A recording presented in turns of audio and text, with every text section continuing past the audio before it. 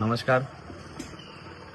सर्व शेतकऱ्यांना एक अतिशय पर्याय या ठिकाणी आपल्याला सापडला आहे. तो कसा सापडला आहे आपण या छोट्याशा एका व्हिडिओच्या माध्यमातून पाहू.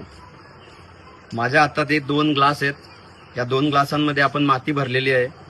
एकामध्ये 10-26-26 हे खत टाकलेलं आहे आणि 7 दाणे मक्काचे आपण या ग्लासामध्ये टाकले होते. आणि ह्या ग्लासात आहे बायोक्सेल ट्रायो नावाचं एक सेंद्रिय खत आहे. ते सेंद्रिय खत एका मातीच्या याच्यामध्ये कालवून आपण ग्लासामध्ये भरलं आणि हे पण मातीमध्ये कालवूनच 10-26-26 हे पण ग्लासामध्येच भरलेलं होतं. 7-7 दाणे दोघांमध्ये टाकलेले होते. एकाच दिवशी एकाच वेळी पेरणी केलेली आहे आणि एकाच वेळी पेरणी करून सुद्धा आज तुमच्या समोर हे दिसतंय की हे किती ग्रोथ केली या मक्काच्या पानांनी, फुलांनी, या सगळ्या गोष्टींनी, मुळांनी.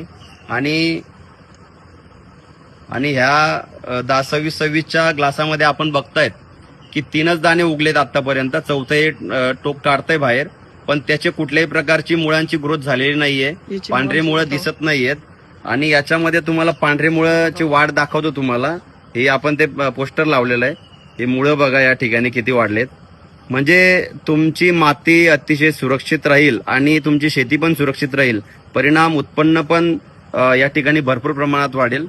आणि असं हे शेत सर्व असं सुंदर करायचं असेल तर बायोक्सेल ट्रायो नावाचं जे खत आहे ते 10-26-26ला किंवा इतर रासायनिक खतांना पर्याय म्हणून सर्व शेतकरी वापरू शकता.